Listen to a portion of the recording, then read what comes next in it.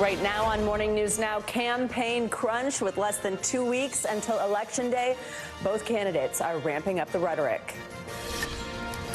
Tonight, do you think Donald Trump is a fascist? Yes, I do. Yes, I do. We've really energized a lot of people this time because they've seen how bad it is. This last 4 years it's been a horror show. We have the latest from the campaign trail as voters head to the polls already in record numbers. Plus, the new warning from the Justice Department to Elon Musk over his $1 million voter giveaways. Also this morning, new escalation in the Middle East following an overnight volley of missiles between Israel and Lebanon as Israel renews its vow to retaliate against Iran. We're on the ground as the U.S. continues its push for peace. Also, tech taking over the trading floor. Morgan Stanley is expanding the use of OpenAI on Wall Street. But how does it work? And what does it mean for the future of finance? We are sitting down with an expert to find out. And call it a flashback why younger generations are now opting for disposable cameras to capture their own Kodak moments. We used a bunch of those at our wedding, and it was so much fun to go and get them developed. I always laugh when things from like my young adulthood become trendy again. Yeah, true. All right, it's a thing morning. to do. Good to have you with us. I'm Joe Fryer. And I'm Savannah Sellers. We start this morning, of course, back on the campaign trail with Vice President Kamala Harris and former President Donald Trump's intensifying efforts to attract undecided voters in battleground states with now just 12 days to go. Both candidates are stepping up their personal attacks against each other. Yesterday at a Pennsylvania town hall hosted by CNN, Harris called Mr. Trump a fascist. She's echoing the assessment of the former president's one-time chief of staff, John Kelly. He told the New York Times and The Atlantic that Mr. Trump repeatedly suggested he admired dictators and wished he had generals like Adolf Hitler's. Mr. Trump denies he made those comments. The former president was in Georgia yesterday, attending a rally hosted by the conservative group Turning Point Action. Both candidates are warning that the other cannot be trusted to lead.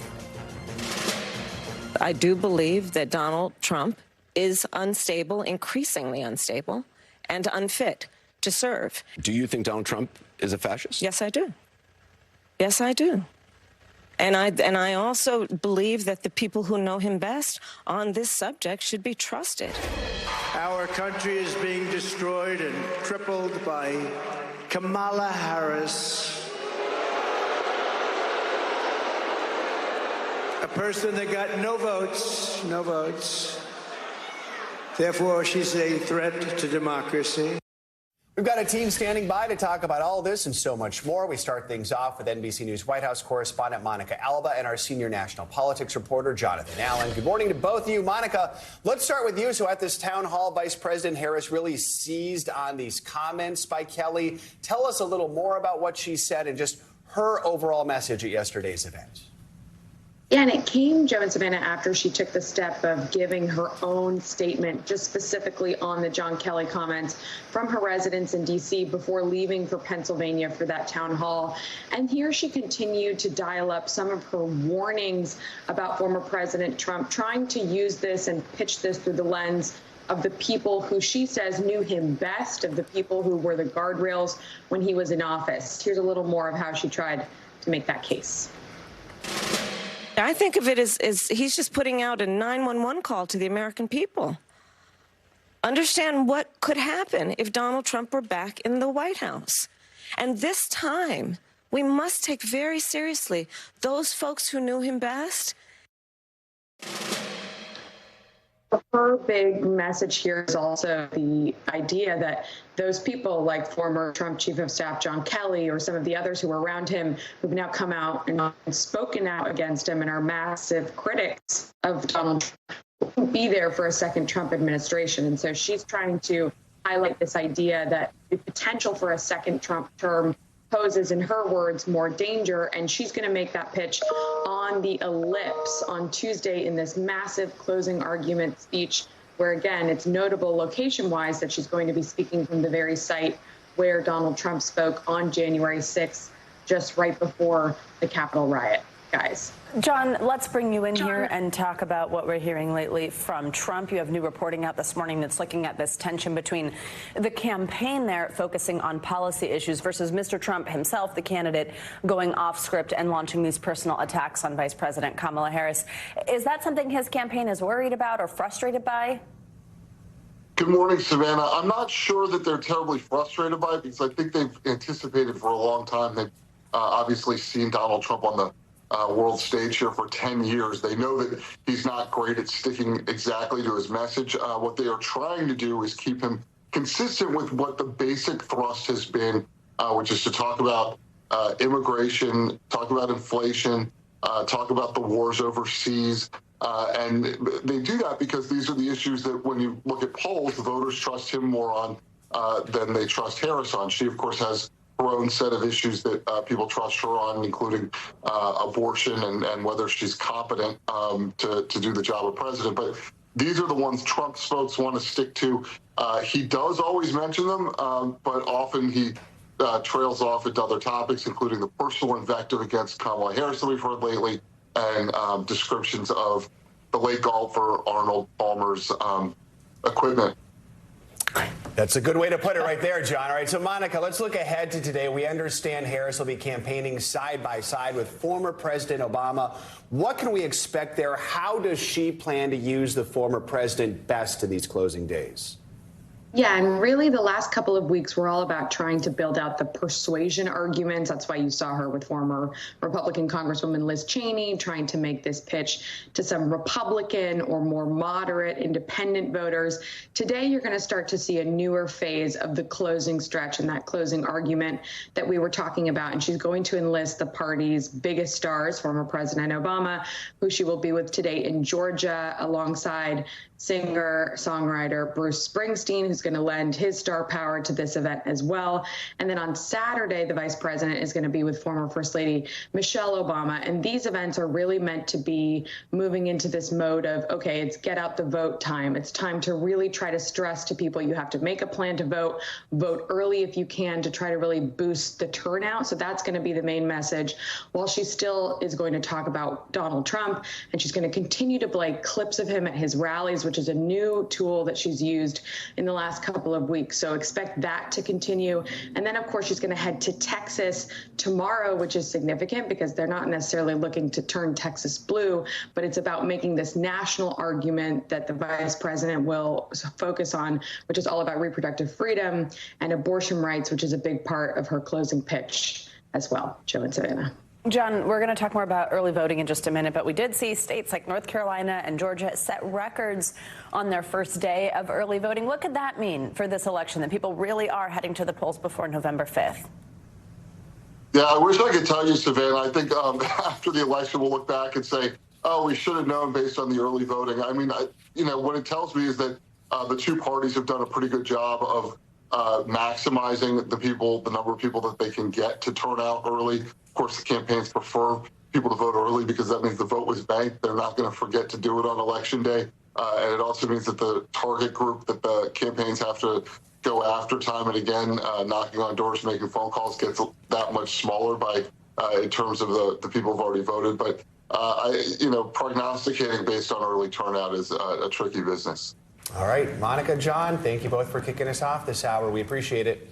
Well, let's dig into that more with early voting underway across the country. More than 26 million Americans, in fact, have already cast their ballots this morning.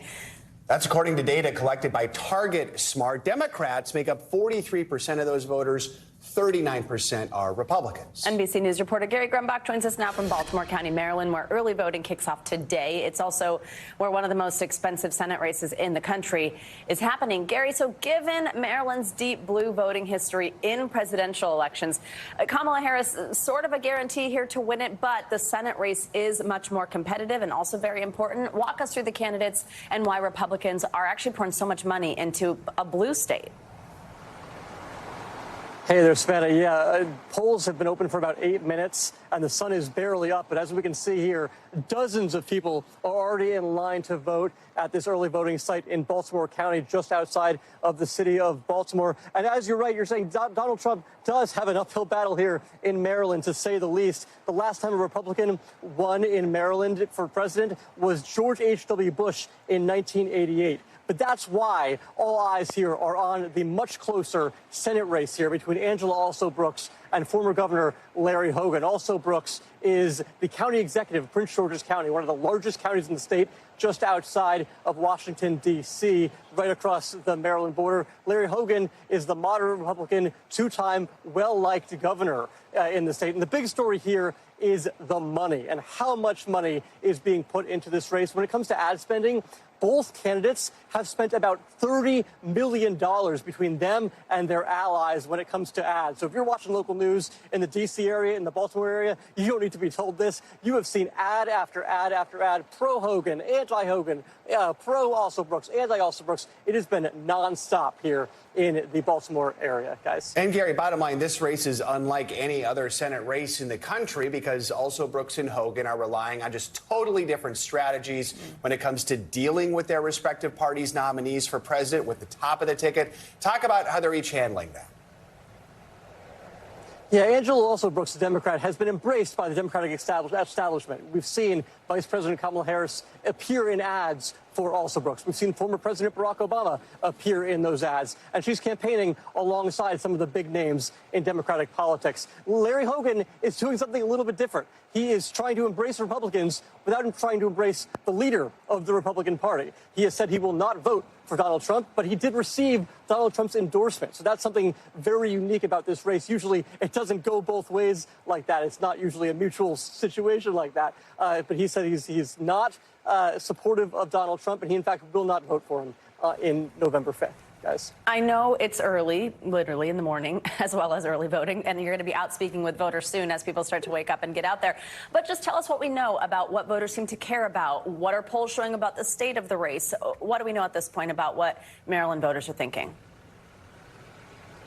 Well, I talked to some of them that were in line earlier, just waiting to get in. They said, if you're not first, you're last. So there's their take from there. But in terms of the issues that matter to them, it's those kitchen table issues, right? It's the issue of the economy. It's the issue of immigration. And it's here in Maryland specifically, it's the issue of abortion, because abortion has been such a big topic in this Senate race. Larry Hogan is running as what he calls a pro-choice Republican, trying to take that line and see how far it gets him in a blue state like Maryland. Angela Alsobrooks is responding to that, saying, don't be fooled by the bipartisanship because the Senate majority is at stake. Guys. All right. Gary Grumbach in Maryland for us. Thank you so much. The fight for the White House is not limited to campaign events. Some homeowners say they're caught in the middle and their front yards have become political battlegrounds. Some citizens are taking their civic duty a little too far by destroying political yard signs of the candidates they disagree with. We're going even further. NBC News correspondent Liz Kreutz has more on why some residents are now ramping up their home and their sign security. They've been snatched from yards, burnt to pieces, and even rigged with booby traps. Political lawn signs for Vice President Kamala Harris, former President Donald Trump, and state and local candidates serving as a visual representation of political dividing lines and a lightning rod for some alarming incidents. In Tempe, Arizona, police arresting 60-year-old Jeffrey Michael Kelly for firing bullets into a Democratic National Committee office organizing for Harris on 3 separate occasions, and also for hanging multiple anti-Harris signs with white powder and razor blades attached. Let me be clear. Justice does not have a political party. I want to speak directly to those who would consider using political violence or intimidation to disrupt our upcoming election. We will hold you accountable and use every resource available to us to bring you to justice. In another critical battleground state, Wisconsin, police receiving several reports of stolen and vandalized signs. One letter left behind saying voting for Kamala Harris will lead to blood on your hands. Volunteers fielding complaints from supporters of both Harris and Trump. We have people coming in nearly every day. I need new signs. Mine have been stolen, and more this year than in the past.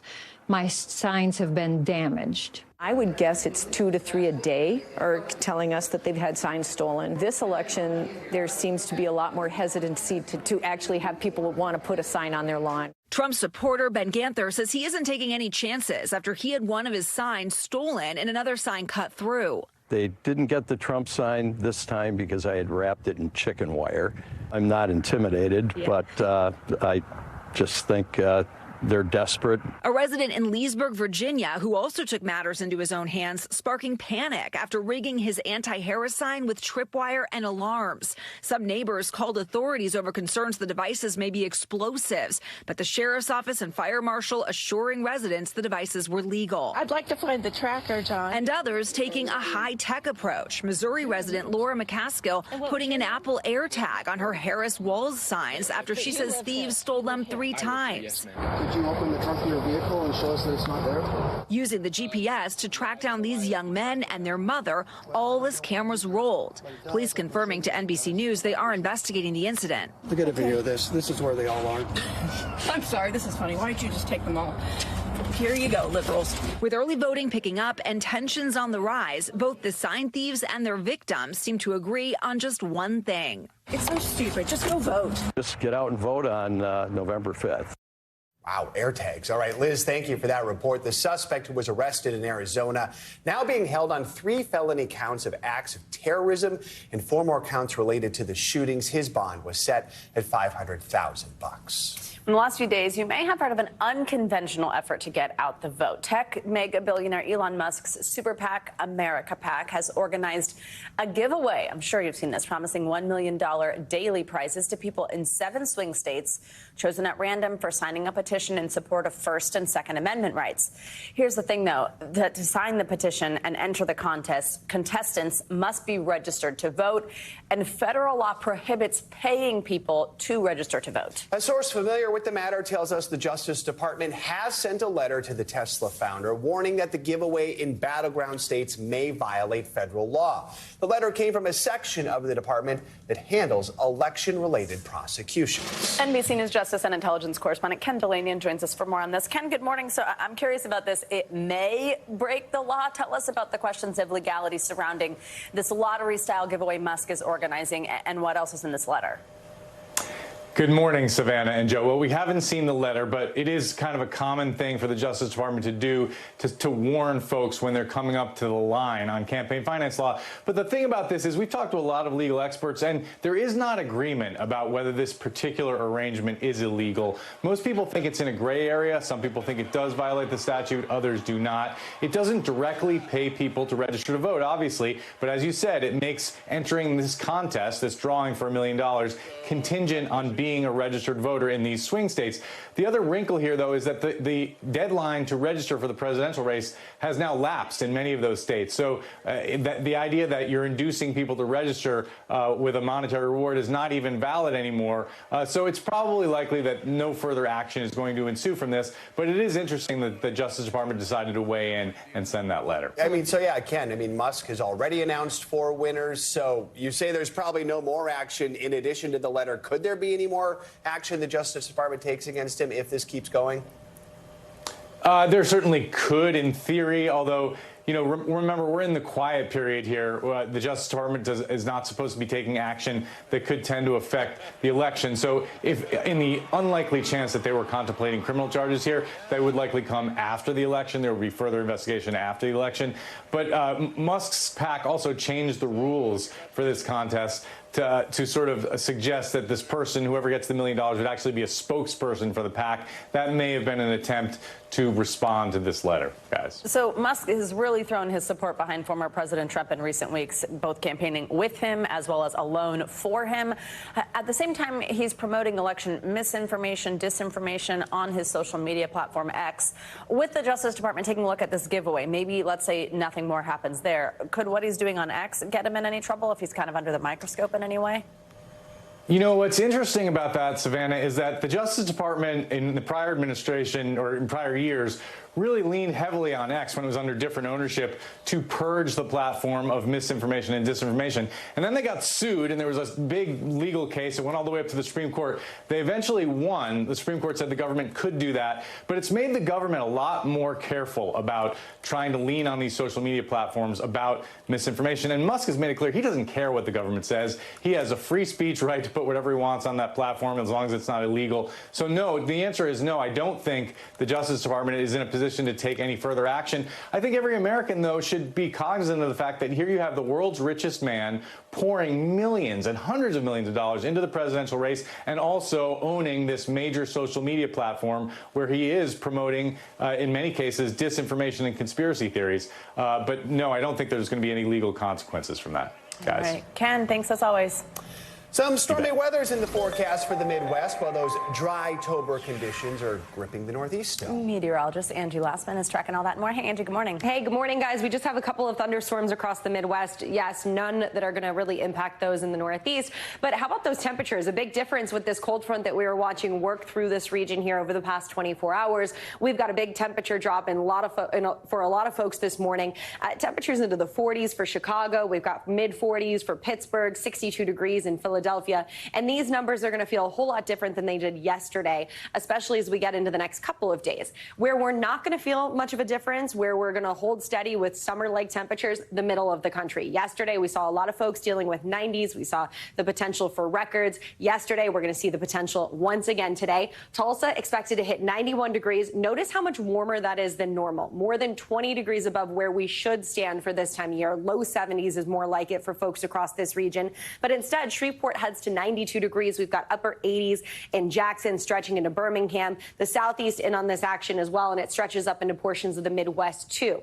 As we look ahead, though, to later into the work week and into this weekend, your Friday, your Saturday, your Sunday, we'll see a slight dip in temperatures for some folks, specifically places like Detroit. We go to the low 60s on Friday, and then it's the upper 50s as we finish out our weekend, both Saturday and Sunday. Cincinnati, similar story, not quite as cool by the end of the weekend, but we still go from the upper 70s to the low 60s by the time Sunday rolls around. And we've got kind of a mixed bag for places like Cedar Rapids and Minneapolis, where we hang out in the upper 50s to low 60s. But notice what happens by Sunday. Temperatures warming back up in Minneapolis because we've got another round of some of these warmer than normal temperatures headed our way. Philadelphia, upper 60s to mid 60s on Friday. We get to the 70s on Saturday, and it's that roller coaster ride that we'll see by Sunday back into the 60s. So we've kind of got a whole lot of up and down going on with these temperatures. But here's what we're watching as we get into next week. That's Tuesday into Wednesday. We're going to go through the beginning half of our work week with another round of these kind of warmer than normal highs. We've got a high pressure that's going to cross the country, that leaving us dragging in some of that warmer air. So it'll be quiet, but it'll be warmer than normal for sure.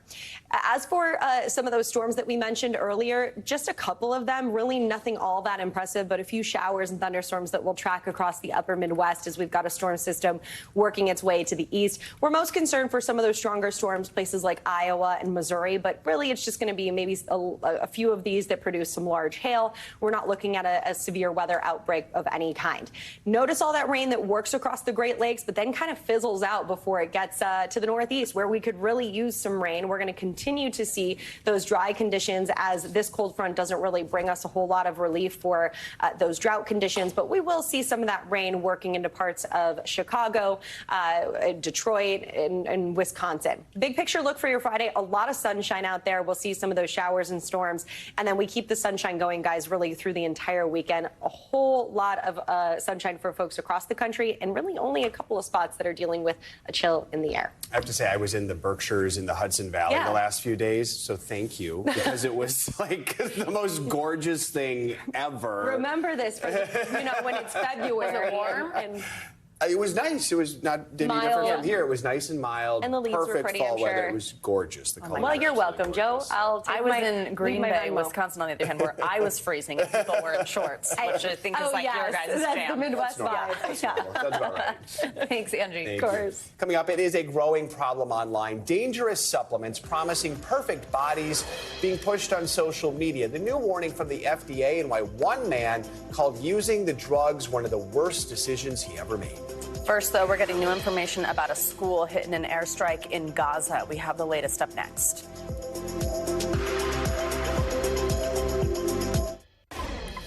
We're back now with the latest on the crisis in the Middle East. We're getting late-breaking information that Israeli forces have struck a school inside of a refugee camp in central Gaza, killing more than 15 people. Yeah, just the latest escalation in the region as the U.S. and other countries are trying to ramp up diplomatic pressure for a ceasefire and the return of hostages who were taken over a year ago now. NBC News international correspondent Raf Sanchez is in Tel Aviv and joins us with the latest. Raf, let's start with that attack on the school in central Gaza. This comes after an exchange of missile fire between Israel and Lebanon overnight. What can you tell us? Yeah, Joe, Savannah, good morning. This strike in central Gaza happening just a little over an hour ago at a school, and we've seen Israeli forces hitting schools across the Strip again and again in recent months, targeting what they say are Hamas militants operating from inside. But of course, there are just many, many thousands of displaced families who are sheltering inside these schools, believing them to be safe. Now, authorities on the ground in Gaza are saying at least 18 people were killed in today's strike. They're saying the majority of them are women and children. One of those doctors telling NBC News that this Israeli strike hit a prayer hall where families were sheltering, trying to find somewhere safe. More than a year into this war, you can see rescue crews there just carrying body after body through the hallways of what was once a place where children were educated. And of course, this all comes just one day after Secretary Blinken was in Israel. He was urging the Israeli government to do more to protect civilians. We've asked the Israeli military, what was it you were targeting in that strike? We haven't yet heard back. Guys. Raf, as we've been discussing here, Secretary of State Antony Blinken is in the region. It's actually his 11th trip since last October 7th. First, let's listen to some of what he said yesterday. Since October 7th a year ago, Israel has achieved most of its strategic objectives when it comes to Gaza, all with the idea of making sure that October 7th could never happen again. Now is the time to turn those successes into an enduring strategic success. And there are really two things left to do. Get the hostages home and bring the war to an end with an understanding of what will follow. We also heard from Israel's defense minister yesterday stressing they are still planning that retaliatory strike on Iran and that the IDF will continue military operations in northern Gaza, something we're, of course, seeing right now. Where does that leave any hope for a ceasefire? Not a lot of hope right now, Savannah. As you mentioned, Israel is ramping up to retaliate for that October 1st ballistic missile attack by Iran. What you're seeing on your screen there is just one of the many, many places where people are lining up for food in northern Gaza.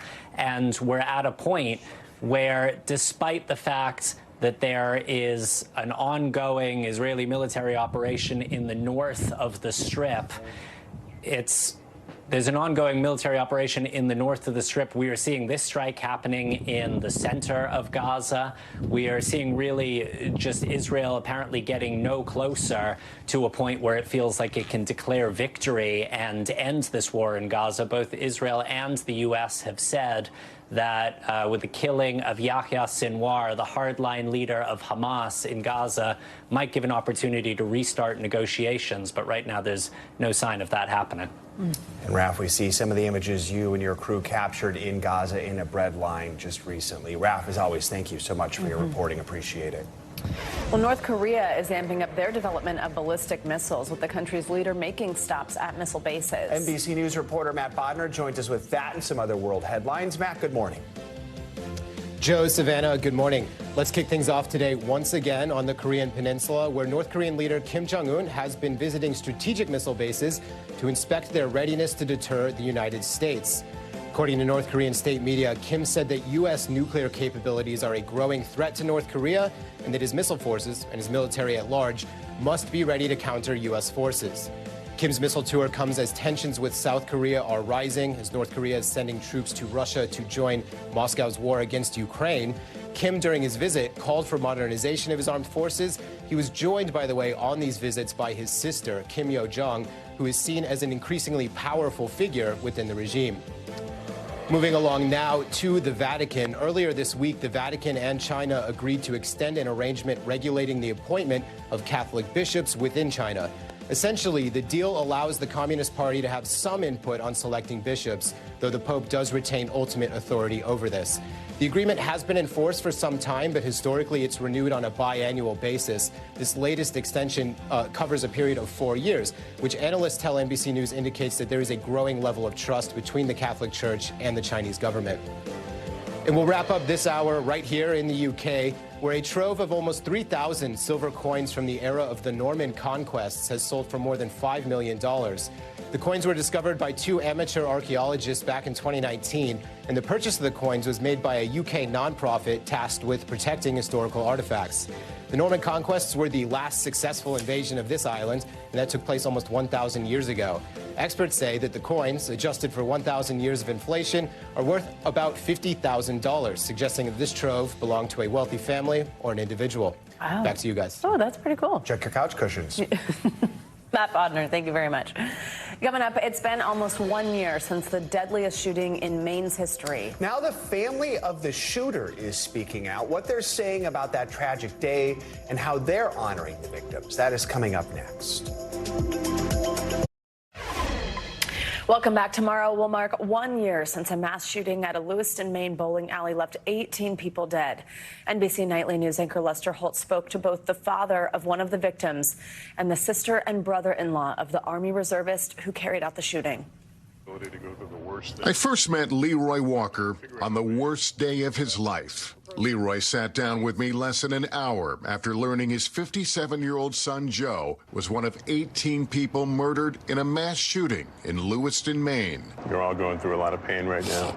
It's awful. That moment when I got the call and said, Joe is dead.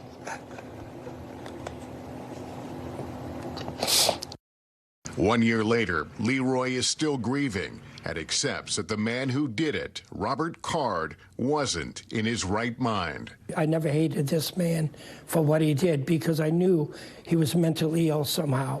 Nikki and James Hurling's grief is even more complicated. The shooter, an Army reservist, was Nikki's brother, who died by suicide. In this last year, where there are times that I did want to run and hide. As Card's mental health declined in the months before the shooting, they say the family tried to reach authorities. Was there a point where you became fearful for your brother and of your brother? For me, I became fearful for him immediately when Ryan, my oldest brother Ryan, called me at work on May 3rd and said, Nikki, I need your help. He's at the point where he doesn't trust me. He's paranoid. Earlier this year, a state investigation faulted both the Army Reserve and local law enforcement for failing to act on warning signs about Card's mental health. Nikki and James say they tried to get him to accept help. I wish we had gone and tried to talk him into this, because if he would have been angry during that time, it would have been 2 instead of 18. That's a pretty difficult assessment. It's okay. I fight with myself every day for that. Card had suffered traumatic brain injury, which his family believes was a result of his work as a grenade instructor. His brain was hijacked. It was damaged. Now, lawyers for 100 survivors and relatives of victims, including Leroy Walker, are suing the U.S. military for failing to respond to warning signs. The Army has acknowledged multiple errors by them and others and says it has since improved its procedures. The military does not believe Card's brain injury was related to his service. Nikki and James say their focus now is on the victims of the shooting and preventing future tragedies. There isn't a time or an hour that we go by each day that we're not going to forget this. I'm not going to forget the 18 lives. Those names are on the border of our property, their hearts for the stories and the legacies that they had. Beautiful people. Beautiful people. One of them, Leroy Walker's son, Joe. He's the first person I think of and pretty much the last person when I go to sleep at night. A powerful report and interviews there. Our thanks to Lester Holt for that. And if you or anyone you know is struggling, please call or text the Suicide and Crisis Lifeline. It's on your screen. It is just 988. The FDA is warning about a dangerous new trend. Teens are using unapproved drugs to mimic the fitness results they see on social media. NBC News correspondent Stephen Romo spoke with a bodybuilder who's opening up about his own experience to try and keep kids from making the same mistake. We've all seen the posts as we scroll. Perfect bodies giving tips for how you can look just like them. They just want to get huge and super strong as fast as they possibly can. But now a substance not even allowed to be marketed for human use at all, making its way into the feeds, fueling a dangerous trend. No one ever talks about the young men out there that see these jacked up guys on steroids, and everyone's trying to push them to look like that. And that's what I experienced when I was 15. Landon Doss is now 20 and calls himself a natural bodybuilder. But to get bigger, he took SARMs, selective androgen receptor modulators, starting as a young teen. Taking SARMs was one of the worst decisions. SARMs are a variety of drugs sold under a multitude of names, usually designed to have effects similar to testosterone. But they've been banned by the World Anti-Doping Agency and the FDA issuing this warning. Are you thinking about taking SARMs because of the social media hype? You should reconsider. Highlighting that social platforms are being used to push these potentially hazardous substances specifically to young adults.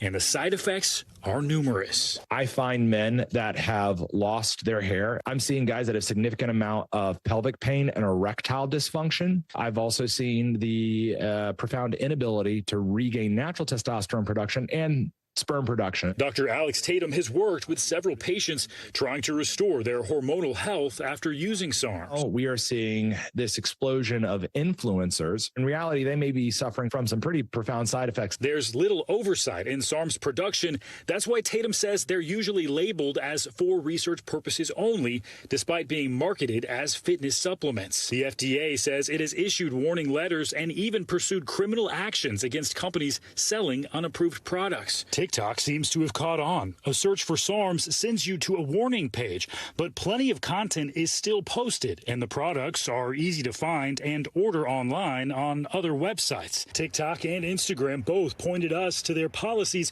which prohibit the sale of illegal substances. Anyone can go online and see that these are clearly being marketed towards end users, and in many cases to very young men. Like Doss. I just had a full-on rage fest. I was just screaming, I was breaking stuff, I was punching everything. Who says perhaps most concerning were his shifts in mood. You think you're the man and you treat people like such, and you think you're better than everyone. And if one person messes up, then you just hate them forever. Like that cycle, you just hate them. I wasn't prepared for the roid rage. Toxic behaviors he's now trying to warn other young men about. Stephen Romo, NBC News.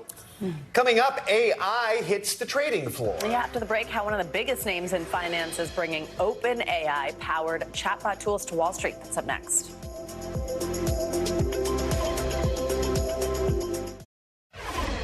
We're back now with a closer look at artificial intelligence and the impact it's having on our day-to-day lives, and that now includes the world of finance. Yes, CNBC has learned that Morgan Stanley is expanding the use of OpenAI-powered tools in its investment banking and trading division. We're joined now by senior correspondent at Business Insider, Amanda Hoover. Amanda, good to have you with us. So Morgan Stanley says close to half of its employees are using generative AI tools, and the firm's competitors are also leaning more into this technology. Do you think other companies are going to jump on the AI bandwagon? And should we be concerned the finance world is going to rely too heavily on AI? Yeah, it's still very new to see these tools in the workplace. I've done some reporting that shows that lots of people are bringing their own AI tools to work, even if their companies aren't rolling them out. So there's definitely a demand for companies to come up with policies, come up with ways for these tools to be used, because when people just use them rogue, that can create some issues. It can create some inequities in how different workers are working. The tools themselves are, still, like I said, very new, but it's definitely a thing that companies are really interested in. They want to see the productivity gains that AI can bring. It's a very hot topic among CEOs about how to implement it, but we're definitely still seeing them trying to learn the best practices. What about consumers? Can people at home start to use AI to make some decisions about their investment on their own, maybe even competing with the point that a bank might help you with? I have not tried that or seen demos of people using that for their own personal finance. I think it's always important to remember that when you're using AI and when you're using these consumer tools, that there are still some bugs being worked out. You know, they've been known to repeat biases. They're trained on the wide swath of information on the internet. They've also been known to make things up, to make up citations, to make up facts that just don't exist and present them as if they are fact. So it's definitely a thing that if consumers are using these tools, you know, you don't want to rely solely on them, I think, for this advice, but they can be helpful in breaking down complicated topics and pointing you in different directions. Right. I mean, the question I think in any industry people are asking right now, does this mean this industry could face layoffs in the future because of AI, or will it just become more of a transformation of the current jobs? Yeah, there's still, you know, there's a lot of panic around that, about how AI, if it's going to replace us all, if we're not going to be doing our jobs.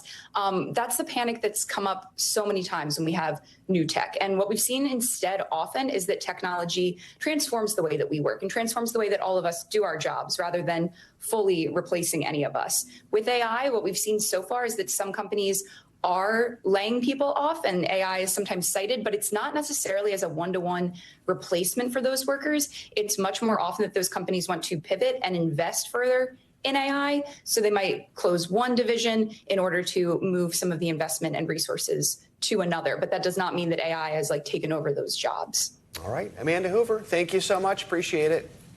Thank you.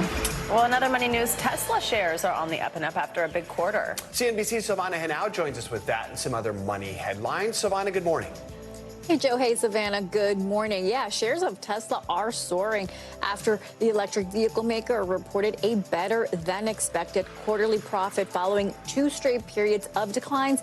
Now, Tesla has been helped in part by sales of regulatory tax credits to other automakers. Now, CEO Elon Musk says he expects sales to grow 20 to 30% next year. And he also confirms Tesla is scrapping plans for a long-awaited $25,000 car and will instead produce cheaper versions of existing models priced under $30,000 after tax subsidies. Another bright note from the quarter, the Cybertruck is turning a profit.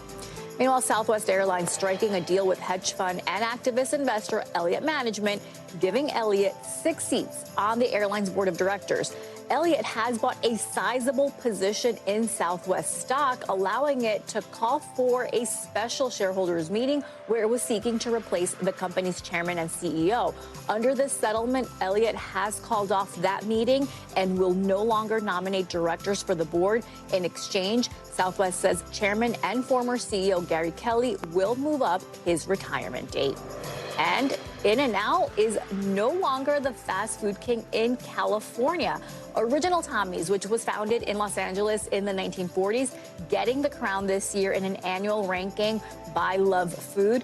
Tommy's getting the award due to its signature chili and burgers. The chain has a limited menu, which Love Food says allows it to have the fastest service in the industry. Tommy's is self-service only. Do you know Tommy's? Savannah, as a West Coaster, I've tell seen us. this I've never sign. tried it. But I've never looks eaten kind of it. familiar. My mind is blown right now because So- I'm a major In-N-Out fangirl. Right. What is Tommy's? You have to check it out. We have We're to gonna have to check it out. We're gonna let's take a road trip together, Right. or we'll fly Yeah. out there I together. wonder if it's any in San We'll do Diego. the short Get from it at there. Christmas. All right. Silvana, thank you so much. Thank you.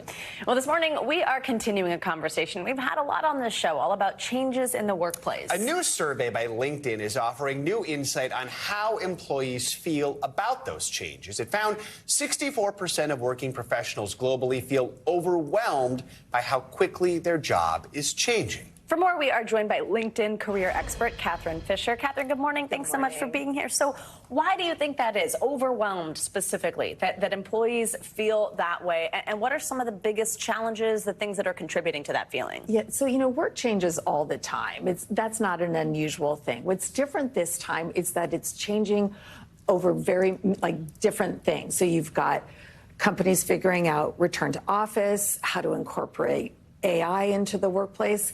And one of my favorites is now you have 4 generations in the workplace. You have Gen Z all the way through boomers. Wow. So it's not just trying to figure out one new thing in the workplace. It's these different factors that keep, kind of hitting the employee. That sounds overwhelming. Every generation is a little different, too. I've noticed in how they approach things. Exactly. Communication, how they think about work. How are people adapting or perhaps not adapting? Is there anyone or anything they're turning to for help? Yeah. So the people who are going to really thrive through this change are ones who have a growth mindset. And what I mean here is that when they're going into work, they understand that their job may be changing and that they're open to it. And if someone asks them, hey, do you know how to do this? Your answer should be, if you don't know it, is like, I don't know it yet. So your boss, your hiring manager, they want to know that you've got that real curiosity to learn more. You also, if you're taking on learning, you want to make sure that you're doing bite-sized learning. You don't want to be trying to, there's no one is asking you to go back to school or, spend days and weeks and months learning something new. I think the minutes add up. So even if you're just taking a course on how to do prompt engineering with AI, you're going to learn quickly.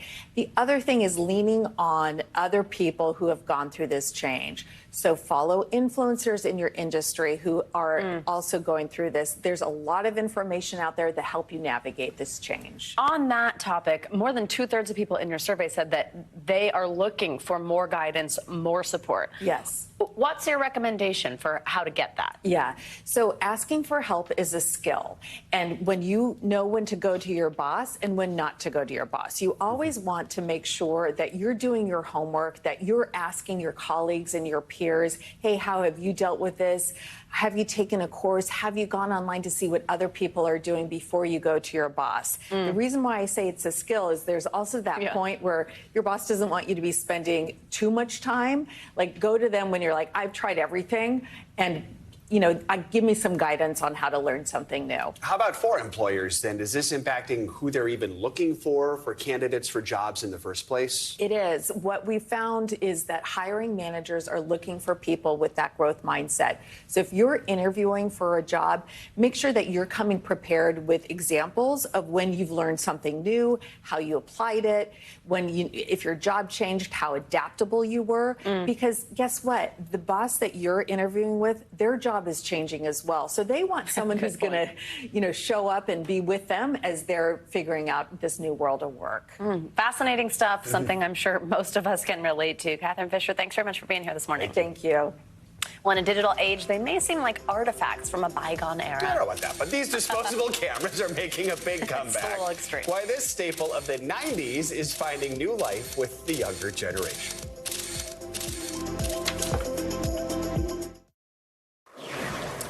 We're back, and it's showtime for fans of Beetlejuice. It's because the ghost with the most is now an Airbnb host. I screwed that up. The ghost with the most is now an Airbnb host. There we go. The iconic mansion from the Beetlejuice movies has been transformed into a hauntingly delightful getaway in Hillsborough, New Jersey. Fans can now book 3-hour immersive experiences at the famed Dietz residence, so guests and ghost hunters can explore the 2-story home full of Delia Dietz's art, the infamous attic, and even a portal to the afterlife. All are welcome, but be warned, if you choose to say his name 3 times, you might notice strange things going on. I love how they're doing these. I think it's such a cool idea. I would love to go stay in one. That's the perfect one. Yeah, especially right now. I love it. Thanks, Joe. Yep. Well, it's starting to look more like 1994 than 2024. Younger generations heading back in time. They're giving new life to single-use disposable cameras. NBC News Now anchor Gotti Schwartz has more on a different kind of Snapchat. From Snoop Dogg at the Olympics to Hope Walls at the Democratic National Convention, suddenly disposable cameras seem everywhere. 1, 2, 3. For photographers and friends Allison Blackman and Asia Villacrez, That was a good one. it's all about the look and the experience. Why a disposable camera? I think just the easiness of it. It's cool because you don't know what you're seeing and what you're going to get. Do you carry disposable cameras with you? Yes, I always have one on deck. You have one right now. Wow. We set out to shoot a few rolls. 2, 1. Nice. At one of the most photographed places in L.A. Let's hope it's in frame. Compared to the camera we're all carrying in our pockets. Unlimited pictures. The quality is better. It's the vibe. It's the vibe. According to Kodak Moments, it's more than just vibes. Sales of the company's single-use cameras have doubled over the last 5 years, driven largely by millennials and Gen Z. It's social media. They're seeing it on TikTok. Phil Stebley owns a darkroom in San Clemente, California, where his lab technicians process and recycle 200 to 300 disposable cameras every single day. Young people now, and they didn't grow up with physical prints where old people like me, that's how we saw our photos. And then there's the weight. Each print, a time capsule into the past.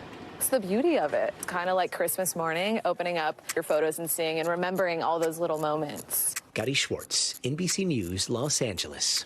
That's the cool part about it, is getting the photos, opening them up, seeing them. My mom used to have a bag of old film that she never turned in. Oh, my God. And she'd just grab one every now and then and be like, oh, look what happened 10, 15 years ago. Oh, I love that. It was so fun after our wedding because, we just had everybody else using them. Yeah. We had no clue what they were taking And then you get to see. eventually get them back. It was so much fun. Very cool. That's going to do it for this hour of Morning News Now. The news continues right now. Morning, I'm Joe Fryer. And I'm Savannah Sellers. Right now on Morning News Now, the war of words between Vice President Harris and former President Trump ramping up in the final sprint to Election Day. That Kamala, you've done a horrible job. You're the worst ever. There's never been anybody like you. You can't put two sentences together. Yes, I do believe that Donald Trump is unstable, increasingly unstable. Do you think Donald Trump is a fascist? Yes, I do. Yes, I do. We are covering the campaigns from all angles, including Mr. Trump's sharper focus on immigration as he heads to Battleground, Arizona. A serious escalation abroad. The U.S. warns North Korea has sent thousands of soldiers to Russia. It's all part of Moscow's concerning new push in Ukraine, how it all might impact the future of the war. Plus, new details surrounding that deadly E. coli outbreak that is rocking McDonald's. The brewing legal battle as the first lawsuit against the fast food giant is filed, and why the CDC says the number of cases across the country will likely go up.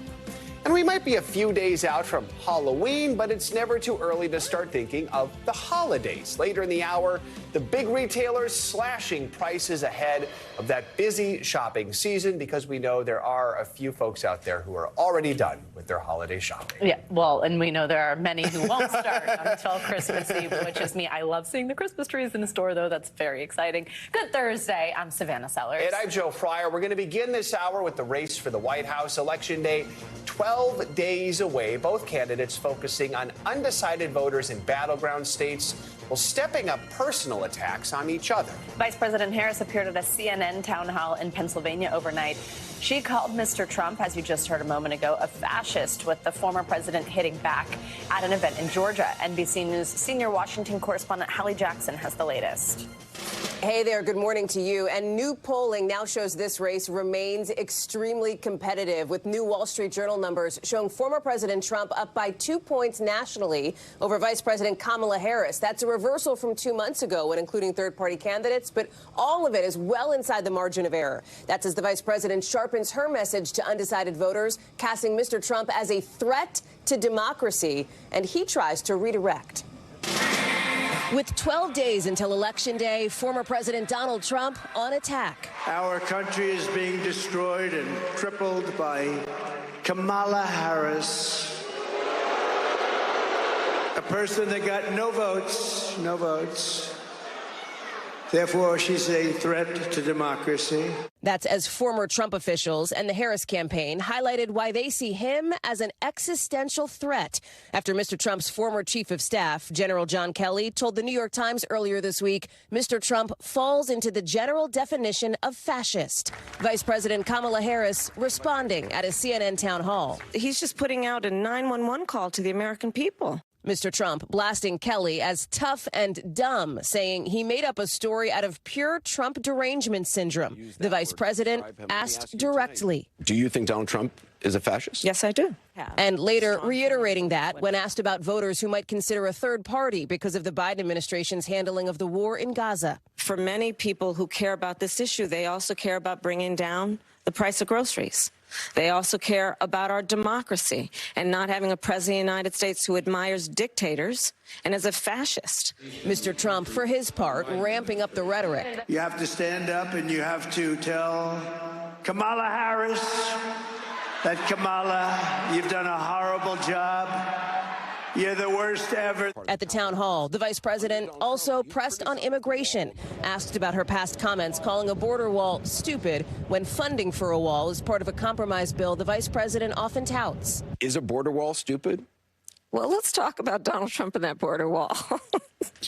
So remember, Donald Trump said Mexico would pay for it? Come on, they didn't. It does call for $650 million that was earmarked under Trump to actually still go to build the wall. I'm not afraid of good ideas where they occur. So you don't think it's stupid anymore? I think what he did and how he did it did not make much sense. That town hall coming as Mr. Trump has declined to participate in a second debate. And we're learning more this morning about the vice president's plans for a closing argument speech next week, selecting a site heavy on symbolism, the Ellipse, here in Washington, just off the National Mall, the same place where Mr. Trump spoke on January 6th, minutes before his supporters attacked the Capitol. Back to you. Hallie, thank you. Today, former President Trump will hold a rally in Tempe, Arizona, where he's set to focus on the issue of immigration. It is a key concern for voters in that border state and across the country. NBC's Garrett Hake is in Phoenix with a closer look at how the two presidential candidates each say they would tackle the issue. Hey, Joe, Savannah, good morning. Look, there's probably no issue where the candidates are further apart than they are on immigration. They both agree the border is broken, the immigration system needs to be fixed. But what that fix even means or how they'd achieve it, there is enormous contrast. With less than 2 weeks until the election, Donald Trump again doubling down on the issue that has helped fuel his political career. The biggest problem to me is the border. And many voters agree, with immigration trailing only abortion as the issue that would drive their vote more than any other, according to a recent NBC News poll. Trump's plan starts with sealing the border. It's going to be the first order. It'll be done in the first hour of the first day. The former president says he would resume construction of the border wall and reinstate policies like Remain in Mexico, which forces asylum seekers to remain in Mexico while awaiting court dates. Trump often deploying dark language when promising a mass deportation program to remove millions of undocumented immigrants already in the country. We will not be conquered. We will reclaim our sovereignty. Trump has said little about how he'd pay for his plans or overcome opposition of a potentially divided Congress. That challenge shared by Vice President Harris, who says her border policy would include signing a bipartisan deal scuttled by congressional Republicans at Trump's insistence earlier this year. That would have put 1,500 more border agents at the border. Those border agents are overwhelmed. Harris also vowing to pursue more severe criminal charges against repeat immigration violators and barring those who are caught crossing the border illegally from requesting asylum for 5 years. Our system must be orderly and secure, and that is my goal. Harris also leaning on her background as a prosecutor. I've personally prosecuted transnational criminal organizations in the trafficking of guns, drugs, and human beings. The vice president telling Telemundo on Monday she still supports a pathway to citizenship for some undocumented immigrants living inside the country. We need smart, humane immigration policy in America that includes a pathway to citizenship. The polling has consistently shown voters trust Trump more on the issue of immigration, although Kamala Harris has eaten into that lead slightly since she took over the top of the ticket from Joe Biden. She's likely going to have to cut into that lead further still to win in a place like Arizona. Savannah, Joe? All right, Garrett, thank you. Well, NBC News has learned the Justice Department has sent a warning to Elon Musk over those $1 million giveaways aimed at registered voters in battleground states. The move has some Democrats crying foul, suggesting it's illegal. NBC News senior legal correspondent Laura Jarrett explains. Hey there. It all started with a modest offer of just $47 to voters in Pennsylvania. But then Elon Musk sweetened the deal with a lottery for cash that has now grown in size in a big way, with terms that have caught the attention of the U.S. Justice Department. Every day from now until the election, we're giving out $1 million prize. Elon Musk's $1 million giveaways raising new legal questions this morning for the tech giant. NBC News confirming the Justice Department sent a letter to its pro-Trump super PAC, warning it may be violating federal law. I have a surprise for you, which is that we're going to be awarding $1 million to randomly to people who have signed the petition. The super PAC promising that prize money to people who pledge their support for First and Second Amendment rights. But in order to get the money, you have to be registered to vote in one of 7 swing states, prompting legal scrutiny by some Democrats. I think there are real questions with how he is spending money in this race. I think it's something that law enforcement could take a look at. The Justice Department has declined to comment, but federal law prohibits paying people to register to vote. The question, whether that law applies here, unclear, election law experts say. It's not as if he was paying people in order to register to vote. It was much more subtle than that. I think it's unlikely that they would prosecute this, but this is a shot across the bow. Still, the super PAC running an ambitious get-out-the-vote effort for the former president in the final stretch of the race, with Musk himself pouring at least $75 million into the PAC for Trump, which has been posting these videos of people who have won the sweepstakes.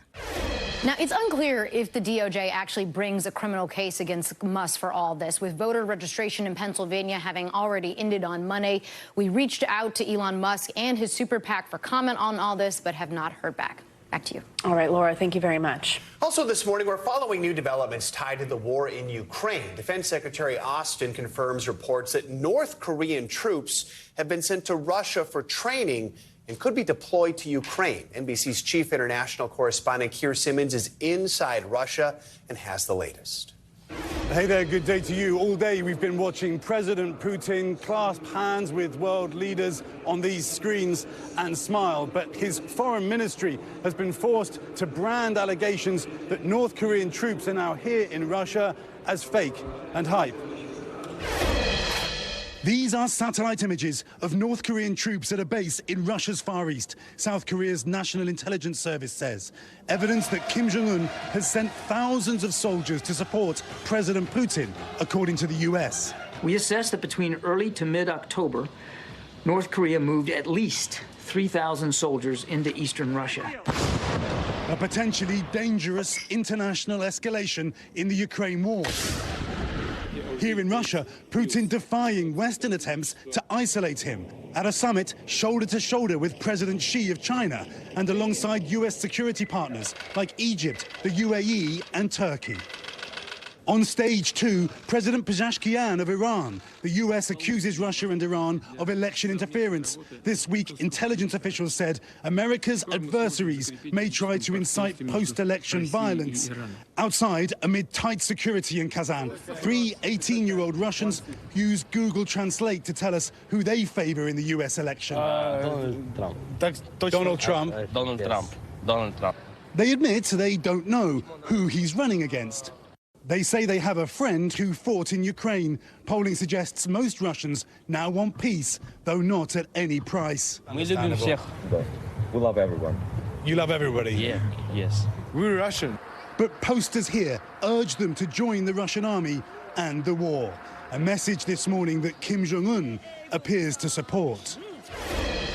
President Putin will be hoping that these images put him firmly back on the world stage. But there are many countries that he still can't travel to as Ukraine and the West continue to call him a war criminal. All right, Keir, thank you. Let's now get a check on your morning news now weather. Your meteorologist Angie Lastman is here with the forecast. Angie, good morning. Hello, hello, guys. Good morning to you. We've got some cooler air in place across the Great Lakes and the Northeast. I know a lot of people have been wondering where the fall-like weather is. Well, it's arrived in some spots. We've got some temperature changes happening here as this cold front continues to work its way to the east. That means temperatures much cooler than they were yesterday. Places like Chicago, 41 degrees. We've got Buffalo into the mid-40s, 45 for Pittsburgh, and even Philadelphia still above normal, but temperatures in into the low 60s as we get through the day today. We'll see a little bit of warm up for that region, but a whole lot of warm up across the middle of the country. This is where for days and days we've been talking about summer-like temperatures. The potential for record highs has been there over the past couple of days, and it'll remain today too. Tulsa, for example, running more than 20 degrees above normal with an afternoon high expected to hit 91 degrees today. We've got Lubbock into the low 90s, Shreveport, Waco, all into the low 90s this afternoon. And even Memphis and Jackson flirting with those mid to upper 80s with temperatures, again, running way warm for this time of year. We look up to parts of Missouri, mid 70s, just not what you expect to see as far as afternoon high temperatures in late October. This is more kind of like what we see happening across parts of the Great Lakes in the Northeast by the time we get into tomorrow and really into the weekend. We'll see a bit of a temperature roller coaster in some spots. We've got Detroit into those low 60s to upper 50s by Saturday and Sunday. Philadelphia, you go from the mid 60s back to the 70s on Saturday and then back to the low 60s.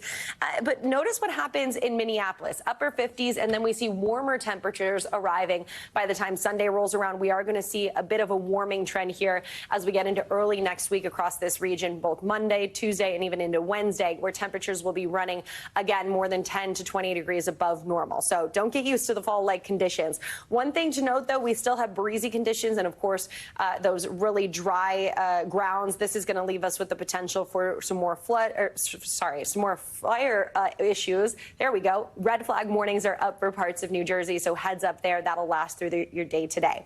Now, I mentioned that it's dry because we just simply haven't had a whole lot of rain across the Northeast, so you might be looking at this front that we're expecting on Thursday to bring us some rain here across the east, guys.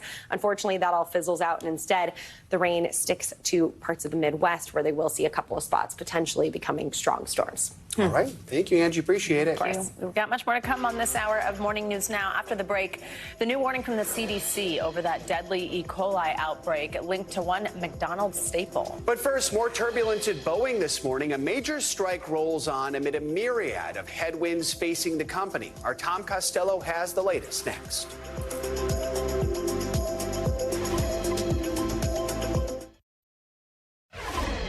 Welcome back. There is no end in sight for that Boeing labor strike that started back in mid-September. Last night, machinists at the company voted against the aerospace giant's latest offer.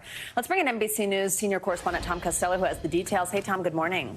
Hey, Savannah. So this is another body blow to Boeing. Union negotiators had agreed over the weekend to forward the company's latest proposal to its membership, but the membership has rejected the offer. Boeing's 737 and 777 production lines remain frozen. Rank and file members are angry over the way they've been treated in recent years. They're demanding better pay, and they want their pensions back. It's a major setback for America's aviation giant. Nearly 6 weeks after walking off the job, members of the union, representing more than 30,000 machinists, voted overnight to continue their strike, which is costing the company roughly $1 billion a month. 64% of the union members rejected Boeing's latest offer, which included a 35% pay hike over 4 years. The union says, quote, "We have made tremendous gains. However, we have not achieved enough to meet our members' demands." The union had originally asked for a 40% increase, and some workers upset the latest proposal did not include a pension plan, which Boeing scrapped 10 years ago. It comes as Boeing just reported a staggering $6 billion quarterly earnings loss. Boeing's CEO on CNBC yesterday before the vote. This isn't going to be fixed in one fell swoop. We've got a lot of issues here that we're dealing with. The first thing we've got to do is stabilize the business, and obviously getting through the IAM strike is the first big step in doing that. It's just the latest in a string of big setbacks for Boeing, including that mid-air door plug blowout in January on an Alaska Airlines jet, leading to multiple federal investigations. In July, the company agreed to plead guilty to a criminal fraud charge tied to 2 fatal 737 MAX 8 crashes overseas that led to 346 deaths. After the aircraft safety issues, Boeing has said it is committed to change, slowing down production on the assembly line as it puts in place new safety practices. But with the strike now extended, the company is facing new headwinds. Yeah, Boeing is way behind on delivering planes to airlines around the world. Airlines bought those planes. They made schedule plans based on when those planes might be delivered. But right now, very few planes are being delivered. So airlines are having to adjust their schedules for the spring and the summer if they don't get those planes. The CEO said yesterday the company may need to become leaner, eliminate less profitable units. They're talking about 10% layoffs across the company starting next month. Savannah. All right, Tom, I know you'll keep bringing it to us. Thank you so much. New developments this morning in that deadly E. coli outbreak tied to McDonald's. A company identifying itself as an onion supplier is reportedly speaking out as the fast food giant faces its first lawsuit over the outbreak. NBC News correspondent Maggie Vespa joins us now from Chicago with the latest. Maggie, good morning. Hey, Joe, good morning from outside McDonald's global headquarters. Yeah, the man in that lawsuit from Colorado and saying in the suit that he was actually hospitalized with E. coli after eating at McDonald's. This comes as that company reportedly identifying itself as the company's onion supplier at affected restaurants speaks out overnight and issues a recall. This morning, as global restaurant giant McDonald's grapples with a deadly E. coli outbreak and the FDA investigates raw onions as well as the beef served on the Quarter Pounder as the potential source. This is the Quarter Pounder. A company identifying itself as an onion supplier at affected restaurants, Taylor Farms, speaking out overnight, saying in a statement to Bloomberg, Taylor Farms Colorado had removed yellow onions from the market produced out of our Colorado facility, adding the company continues to work closely with the FDA and CDC during the investigation, and saying in the statement it hasn't found traces of E. coli yet, but decided to pull the products out of an abundance of caution. This as a man in Colorado takes McDonald's to court, claiming in a new lawsuit he ate at a McDonald's on October 4th and 2 days later began experiencing symptoms consistent with E. coli and was hospitalized. The CDC saying he's one of nearly 50 customers infected by contaminated food ranging in age from 13 to 88. Now, the CDC, USDA, FDA, and state health officials are all investigating, with the CDC confirming they were first alerted to cases of E. coli in Colorado nearly 2 weeks ago. The agency applauding McDonald's for pulling the Quarter Pounder from the menu after it was identified as the source. Do you expect numbers to keep going up amid this outbreak? We do expect the number of illnesses to go up. We think that's going to be driven by people who ate Quarter Pounders at McDonald's before they took these actions. Wednesday on Today, McDonald's president vowing full cooperation, adding he's confident the food currently being served at McDonald's is safe. We are very confident that you can go to McDonald's and enjoy our classics. You know, we took swift action yesterday to remove the Quarter Pounder from our menu. All right, so back to that onion supplier that we talked about at the top of the piece. We should note NBC News has reached out to Taylor Farms to comment on that Bloomberg report. We haven't yet heard back. Joe. All right, Maggie, thank you. Well, new developments in the war in Ukraine, where Russia is gaining some ground. NBC News reporter Matt Bodner joins us with that and some other world headlines. Matt, good morning. Joe, Savannah, good morning. We're starting this hour off with the war in Ukraine. Russian forces this morning have claimed control over 2 more villages in eastern Ukraine, though Kyiv has not yet directly acknowledged this. The fighting along this stretch of the front is some of the fiercest in the war, and Ukraine is struggling to hold back Russian advances there.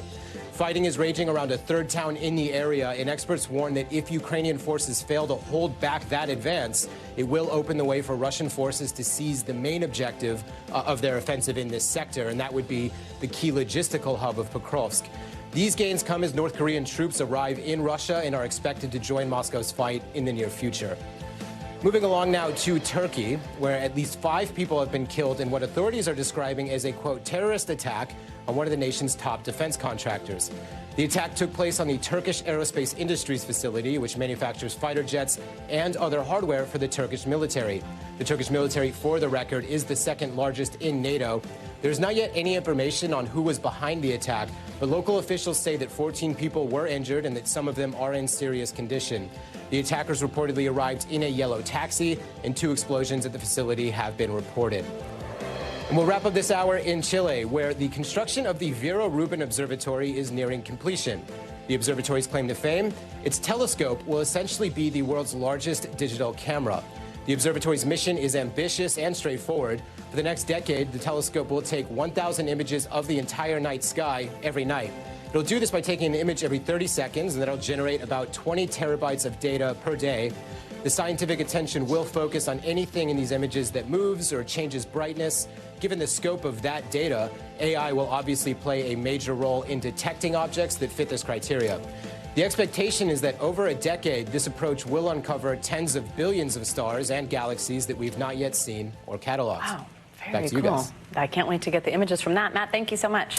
Coming up, our continuing coverage of the final sprint to Election Day. After the break, the battle brewing between Vice President Harris and former President Trump for America's black voters, particularly black men. We're going to dig in on that up next. We're back with more on the 2024 election and the Harris and Trump campaigns' efforts to bolster their support among black male voters. NBC News Washington correspondent Yamiche Alcindor takes a closer look. With just 12 days to go until Election Day, former President Trump in Georgia for the 10th time this campaign. In Georgia, you have to stand up and you have to tell Kamala Harris that, Kamala, you've done a horrible job. Vice President Harris in Pennsylvania at a CNN town hall, her second time taking questions directly from voters in the state this week. I do believe that Donald Trump is unstable, increasingly unstable, and unfit to serve. It comes as she works to shore up support among a key constituency that Trump has heavily targeted, black men. That includes a major media blitz. I intend to earn the vote of everyone, including black men. Harris also releasing what she calls an opportunity agenda for black men, including plans for business loans and education programs. And this is something that is critically important, is to see black folks, and in particular black men, as a whole human being. 2020 exit polls show 79% of black men backed President Biden. But recent polling shows that support possibly slipping this election cycle. Christian Dunn in Pennsylvania, who was voting Republican for the first time, is exactly the kind of voter the Harris campaign worries about. When I look at Kamala, I don't see leadership the way I see it in Trump. Being the most moral person doesn't always make you the best candidate. Former President Obama has criticized what he sees as sexism as a reason some black men may not be supporting Harris. And I'm speaking to men directly now. Part of it makes me think that, well, you just aren't feeling the idea of having a woman as president. At this barbershop in Philadelphia, Troy Garnett is also voting for Trump. What do you like most about Donald Trump, especially this year since you're changing to voting for Republican? He's transparent. I mean, he's keeping it real. But most men here said they are supporting Harris. I used to be for Trump, a little brainwashed. Do you feel like some of the stuff that made you consider voting for Trump were misinformation? Absolutely. What do you like about Vice President Harris? Her policies. Yamiche for that report. A Harris pollster told NBC News the campaign believes that its strategy of spreading information about her past stances and policy ideas in spaces frequented by black men will help her gain the support needed to win the election. Well, Pennsylvania's 19 electoral votes are expected to play a major role in determining who wins the election. Just another reminder, that's just 12 days from now. One of the issues that's key to the livelihoods of thousands of people who live in that state, fracking. It's an industry that both candidates claim they will continue to support if elected, despite environmental concerns. NBC News campaign embed Emma Barnett heard from voters on the ground. It's 3 a.m. in rural Pennsylvania.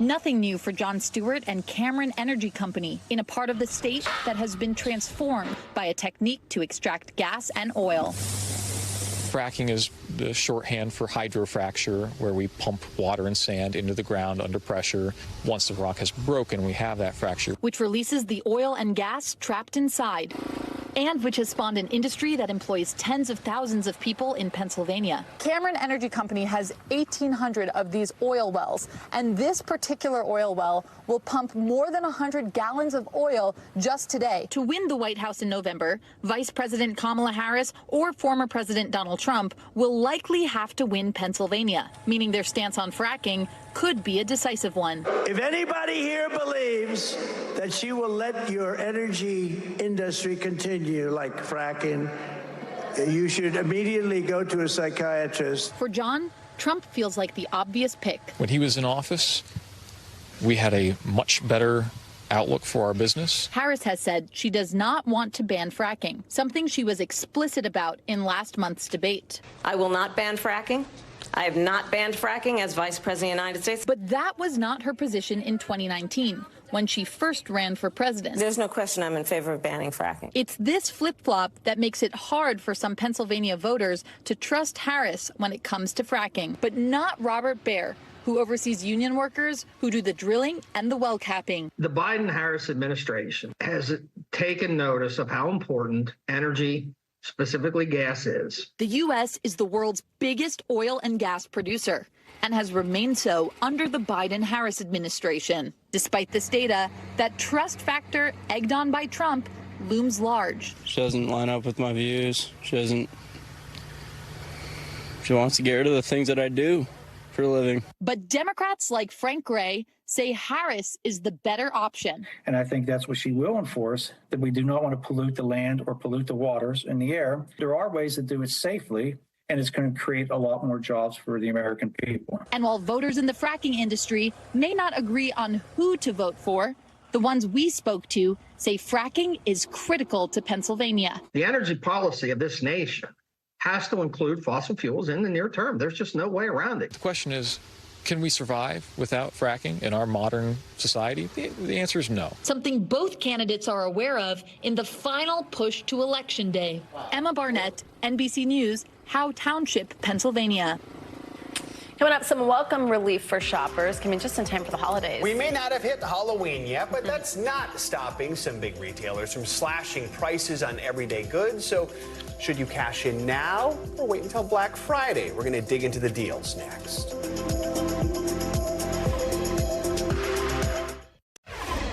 We are back with some good news for us all from some major chain retailers. Target, Walmart, Amazon, and supermarket Aldi have all announced they're cutting prices ahead of the holidays. The items range from food and beverages to everyday essentials. NBC News senior business correspondent Christine Romans is here with the details. She'll tell us where we can save. Very exciting. Good morning, Good Christine. morning. So we know inflation is getting better. We know that that's true. Right. But it doesn't really feel true. I mean, I think to a lot of us, I was just in Wisconsin talking to voters yesterday. Yeah. All I hear about is how much it costs to go to the grocery store. So how are Americans feeling right now about spending? So they're tightening their belts. And, you know, we look at the National Retail Federation. They ask people what you plan to spend on certain holidays this year. And for most of those holidays and events, they're planning on spending a little bit less. But look at the winter holidays. They're still planning on spending a little bit more. And so these retailers know it. Yeah. They know that people are feeling the sting of higher prices. Inflation, you're right, is now flattening, but that's after 4 years of higher prices. So grocery prices are 20% higher today than they were 4 years ago. So it still feels, you still feel that sticker shock when you go someplace. And these retailers know it. If they want your business, they know they've got to roll out the deals. So let's talk about the deals. Sure. What are we seeing right now? Are there areas where you should maybe wait till Black Friday or it's better to go now? So Target this week announced 2,000 more items that they're going to have price cuts on. There's a few examples there, but look at that Crisco vegetable oil. These are like daily items. And then also like, you know, kitchen products. So the everyday household stuff, there are a lot of deals out there, 8,000 items altogether. And starting November 1st, Target's going to roll out its you know, one-day deals. One-day deals return November 1st for the rest of the season. And so for those Target Circle members, you have to download the app. You'll start to see more deals on stuff like that.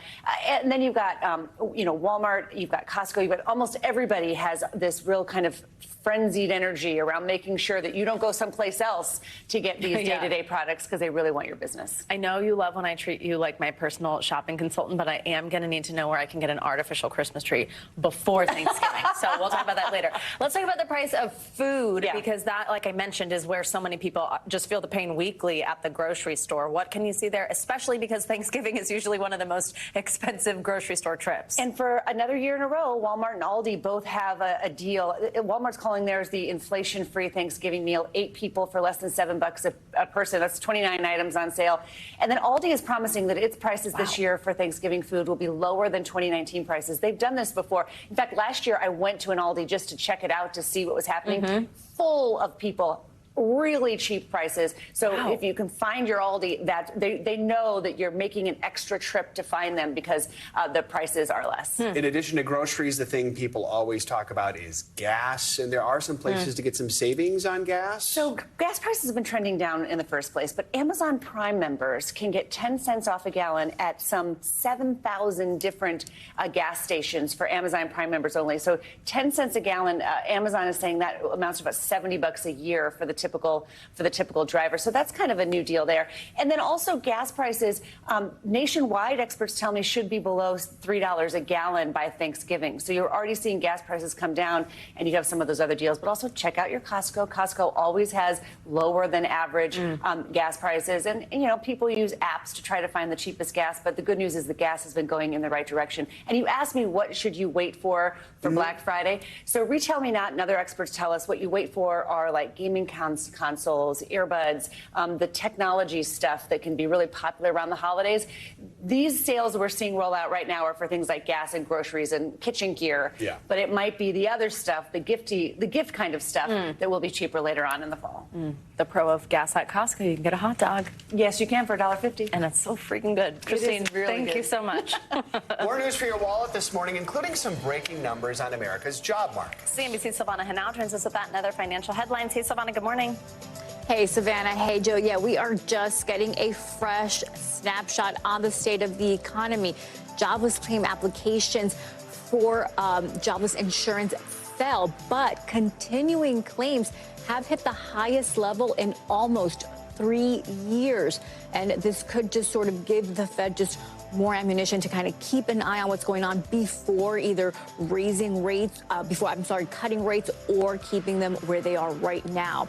All right, Roblox is making potentially major changes, limiting what preteen users can access on the platform and give parents more control. And they follow a report in July by Bloomberg highlighting how Roblox has failed to protect children from predators on the site. Now, reports say users under 13 will have to get their parents' permission to access certain chat features, while those under 9 will need permission to play experiences that have a moderate content label.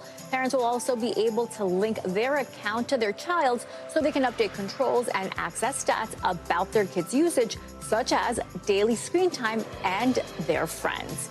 And wrestling and the rodeo have something new in common. It's the same management.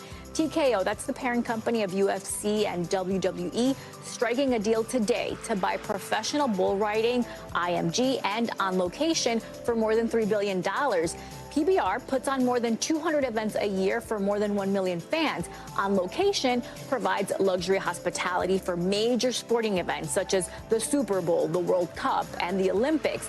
IMG sells media rights and brand partnerships and has worked on some of the biggest TV deals for the NFL, English Premier League, and UFC, guys. All right, Savannah, thank you so much.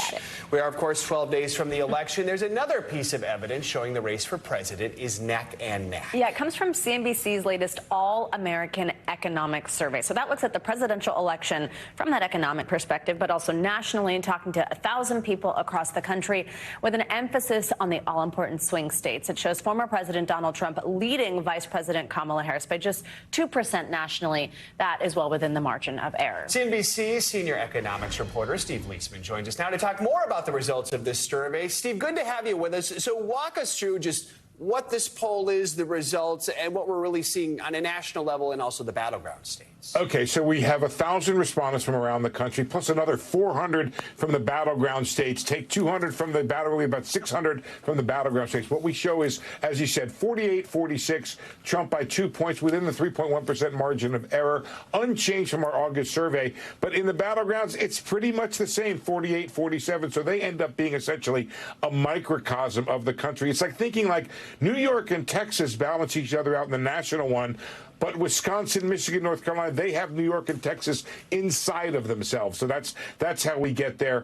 And there's some interesting movements underneath the surface, but the bottom line is the top line there, that it's still a 2-point game. And we know that this is a real heavy focus on the economy in this poll. What does it show, and what does this say about what the middle class is looking for in this election?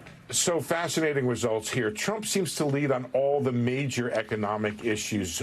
Who's better for inflation? Who's better for the economy overall? But when we dig into the needs of the middle class, Trump again leads nationally. But you can see inside the battleground states, the needs of the middle class is given more importance. And actually, while Trump leads nationally by 5 points on this issue, Harris leads by 3 points inside of the 7 battleground states in aggregate. So we know when we look at the demographics, when we look at it by education, by race, by gender, we see some pretty big splits in America right now. Is that what you're seeing here? Exactly. Amazing splits. For example, look at college and higher. College grads are higher. 20% lead in that group for Harris. High school, some college or less, 16 points for Trump. Voters of color, 27 points. I will note that's down 10 points from our August survey. So Trump making some inroads with people of color in that regard. Although, again, I got to tell you, it's 38 in the battleground states. White voters plus 14 for Trump, women plus 12, men plus 17 for Trump, women plus 12 for Harris. What's interesting there is both increased it, but you can see what gives Trump that little bit of an edge there is he's doing better with men than Harris is doing with women. All right, Steve, thank you so much. My pleasure. Well, it's one of the most historically significant films of all time. Now, 30 years after the premiere of Schindler's List, one of Hollywood's most acclaimed directors, Steven Spielberg, is looking back on the film and its impact. Schindler's List garnered several awards and accolades, including the Academy Awards for Best Picture and Best Director. But Spielberg says the foundation he was inspired to make after the film was released is one of his proudest professional accomplishments. It's called the Shoah Foundation, and earlier this month it celebrated its 30-year milestone with a gala full of Hollywood A-listers who showed up to honor Holocaust survivors. NBC News national correspondent Jacob Soboroff spoke with Spielberg and some of the people who have been impacted by the Shoah Foundation. 30 years ago, the unimaginable atrocities of the Holocaust played out on screens across the country in Steven Spielberg's epic historical drama, Schindler's List. Whoever saves one life saves the world entire. The film changed those who watched it, we should get everybody in line. And even the man who made it. How often were there survivors on set? Not that often, but when they came to the set, it was really profound for me. One particular survivor, she came to watch her scenes being shot. And then she said, but I have a much bigger story than the story you're telling of my life. In that moment, I thought, is she showing me a way to bear witness to this greatest Shoah, this greatest tragedy in human history? And is she going to be the light that shines the way for me to figure out how are we going to get more of her to talk about their experiences?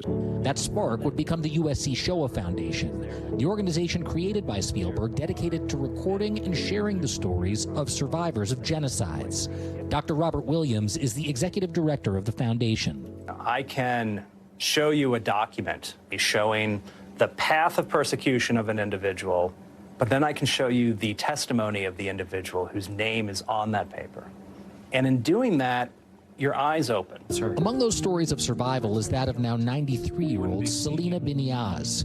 At just 13 years old, she was the youngest female on Oskar Schindler's List, something she never spoke about until she saw Spielberg's movie. We saw it for the first time. I fell apart. After we saw Schindler's List, we felt it was important to give testimony. I always say, Oskar Schindler gave me a life, but Steven Spielberg was my second Schindler because he gave me a voice. Since then, Spielberg and the foundation have given voice to survivors of genocides all over the world, including those in Rwanda, Cambodia, and Armenia, among others. It's very, very important to show that genocide continues to just be there, right? Often right where we can see it. Last year, the foundation mobilized almost immediately to capture testimonials of survivors of the October 7th attacks in Israel. We're talking about the largest act of mass violence against Jewish people since the Holocaust ended. We felt it was important to go to Israel to meet with the survivors of the October 7th attacks so that they could begin to share their stories now. The foundation and the film marking a milestone and looking to the future.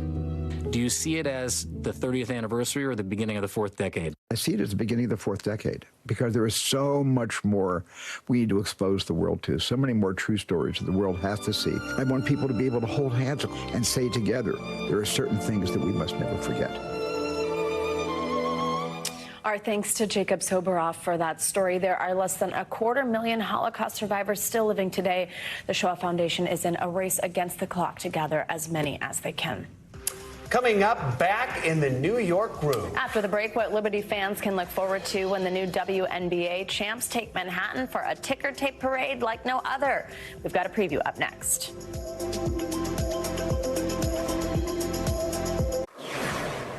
Welcome back. Chris Hemsworth might have charmed his way into a big Disney role. According to multiple reports, the Australian actor is in talks to star as perhaps the ultimate love interest in the studio's upcoming movie, Prince Charming. Hemsworth, of course, has played Thor in the Marvel Cinematic Universe. This year, he also played Optimus Prime in the latest Transformers movie.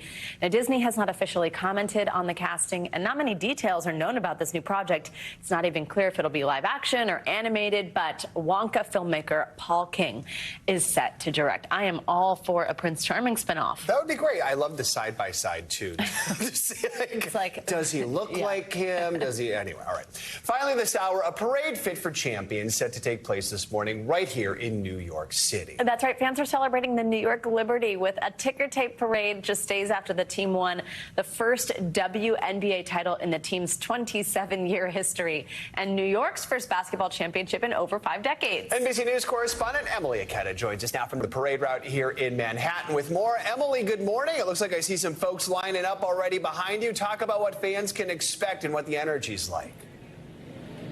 Hey guys, good morning to you. Exciting is an understatement. You can see Liberty fans are already lining up more than an hour out from the start of the parade, and we're seeing increasingly a sea of seafoam green. Across the way here, you'll see all of these different shirts, you'll see crowns, you'll see poster boards along the way. What's going to be happening at 10 a.m. is a parade of the players, Ellie the Elephant, various floats moving down this street from Battery Park to City Hall. We'll also see the governor, the mayor, a whole host of people participating in this exciting ticker tape parade. We heard from the father-son duo behind some of the floats. Take a listen here. Every year, you know, you follow the sports teams and this and that, you know, saying, come on, come on. And every once in a while they come through. And the celebration isn't over after the parade. There will be another one at the Barclays Center where the Liberty clinched their first championship earlier this week, guys. We just heard him say every once in a while they come through. It's been a while. The Liberty's win ends a long drought for New York sports. Give us a little history lesson here about why this championship and this parade is so exciting for fans. Just how long has it been? Yeah, seriously. So this is also called, Broadway is also called Canyon of Heroes. And when you look up, you can kind of see why, because it's like a canyon between these skyscrapers. And then heroes represents the people being celebrated. And what you'll see along the way here, these granite strips throughout Broadway or the Canyon of Heroes. This one from honoring 1956, a parade of 3,000 volunteer firemen. And the New York Liberty will be set to get their own ticker tape honorary plaque here after today as well. The last ticker tape parade we saw was in 2021 for essential workers. Before that, it was honoring the U.S. Women's World Cup champion team. Before that was the actual, in 2012, the Giants. That was the most recent local sports team honored with one of these parades, guys. You know, you spend so much time in New York looking up. I never had seen that looking down. Yeah, so a reminder really cool. of everything that's there. I mean, let's just talk big picture. This was such an exciting year for the WNBA, whether it's the Caitlin Clark effect or everything beyond that. It just exploded in popularity over the last year. Talk about what this win and really just this season means for women's basketball and women's sports. Yeah, it's a great question. I think personally for this team that has been around for more than 25 years to finally get their first championship title is huge for them, despite coming close a number of times. But then also it's capping off what has been a record-breaking season for women's sports, for women's basketball. We saw record attendance, viewership, and merch. And speaking of merch, let me show you right here, folks. Let me show this shirt here. Everyone watches women's sports. I think that's the message of today, guys. We have seen that shirt so many times. We see it in the Liberty color right there. Even though they beat my Minnesota Lynx, I'm still very happy for New York that gets to celebrate this big New win. York and their epic mascot. Exactly. We have all come to love as well. Emily, thank you so much. Appreciate it. Thank you. That is going to do it for this hour of Morning News Now. Don't go anywhere, though. The news continues right now.